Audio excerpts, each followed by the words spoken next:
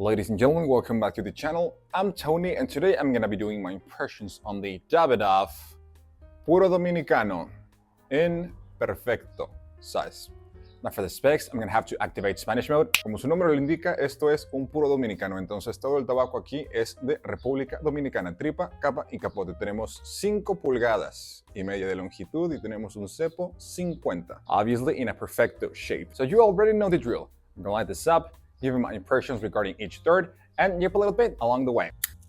The draw is a little snug, but let's see if it opens up. So if you have seen any of my previous cigar-related videos, you already know I don't like to talk too much during the first 5 to 10 minutes because I like to give some time for the cigar to wake up. But I do have to say that I'm expecting full flavor, medium to medium plus in strength. I'm gonna yap a little bit. Of course, this is my first time having this blend, but this is also my very first Dominican Puro. Aside from this, which was released relatively not so long ago at the time that I'm posting this video, the other two most popular Dominican Puros that I can think of, simple answer, Fuente Opus X and Ashton ESG, also made by Fuente. And Opus X generally are very limited, and aside from that, I just refuse to pay a kidney and a half for just one stick. Now, if you're the type of person that does that, do your thing, I respect that. Personally, I can't afford that, and for some reason, I haven't tried the Ashton ESG either. The one is a lot more available than the Fuente Opus X. Maybe I should try it soon, I don't know. But yeah, I don't know what to expect from a Dominican Puro, so let's see what this release from Davidoff has to offer. And also, I have tried pretty much the original trilogy of the Davidoff Black Band collection. I've tried the Escurio, the Yamasa, and the Nicaragua, but shortly after I was done trying that original trilogy, this dropped. And I'm not gonna spoil you, but personally, I haven't had the best experiences with the Davidoff Black Band collection. Hope this one is different, and as the previous 3, I chose this Perfecto size just to keep the figurado theme going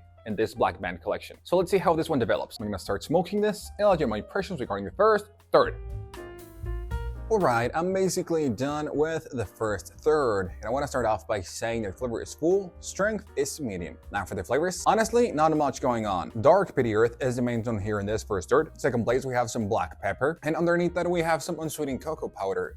And that's it as far as the flavors go. Now pairings that I would go with this cigar. This doesn't have any sweetness, at least not yet. So of course that I would like to add some with my pairing. I could go either way with some scotch or rum. But if you want to go bourbon, tequila, cognac, beer, vodka, you know what to do. But also remember, black coffee or espresso are 2 options so you can never go wrong with. And we have almost nothing of smoke output. So of course that I'm gonna ash this and break out the Perfect Draw tool. Not sponsored, obviously. Massive difference. And I'm gonna proceed with the secondary band removal. Here we have the secondary band, Puro Dominicano. So I'm gonna keep puffing this down and I'll let you know my impressions regarding the second, third.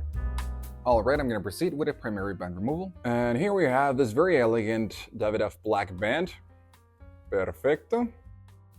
Very nice. And now that I'm basically done with the second third, did something change? Yes. Now a very unpleasant note of bitter black coffee is the main tone here in this second third. Second place, the black pepper. Underneath that, the dark Pity Earth. And the unsweetened cocoa powder is still there, but only on my palate. And that's it as far as the flavors go. Flavor still full, strength still medium.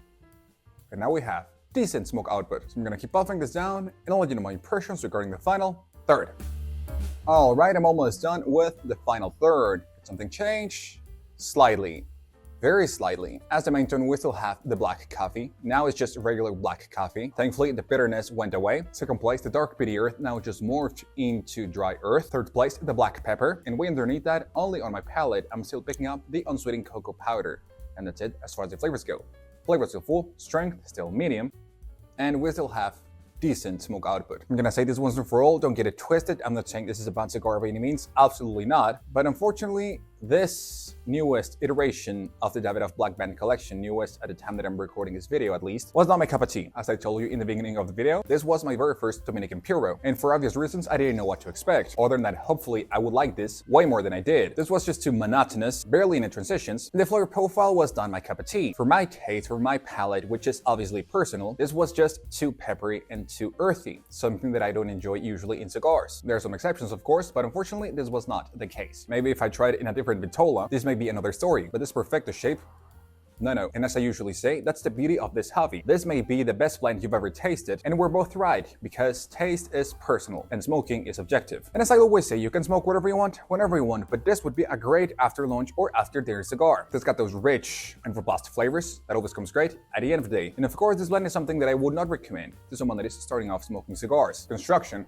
dreadful. The draw was very tight for my taste, and even after using the Perfect draw tool, I was still puffing very hard to get a decent smoke output. I had the hopes that the draw was going to open up once I passed the pointy foot of the cigar, but that was not the case. And of course, this is going to lose a lot of points for that, because if you've been smoking cigars for a while, you probably already know that Davidoff is not cheap, and that's why I cannot forgive the horrible construction regarding the draw. Now, this may be a one-off, maybe the case that this is just bad luck, and of course that I'm judging only this precise stick. Even at the beginning of the final third, I noticed that in the very cap of the cigar, something was sticking out. I pulled it out and I got this little stem, and even like that, the draw did not improve. When I first used the Perfect draw tool, I said massive difference, but after a couple of puffs, the draw became very tight once again, and this didn't go off, but I had to touch it up once, so construction could have been a lot better. So aside from the flavor profile, which was not entirely my cup of tea, but it doesn't mean that I don't try to enjoy it as much as I can, the horrible construction, specifically the draw, is what killed the enjoyment of this blend for me. I'm gonna try to smoke this to the nub.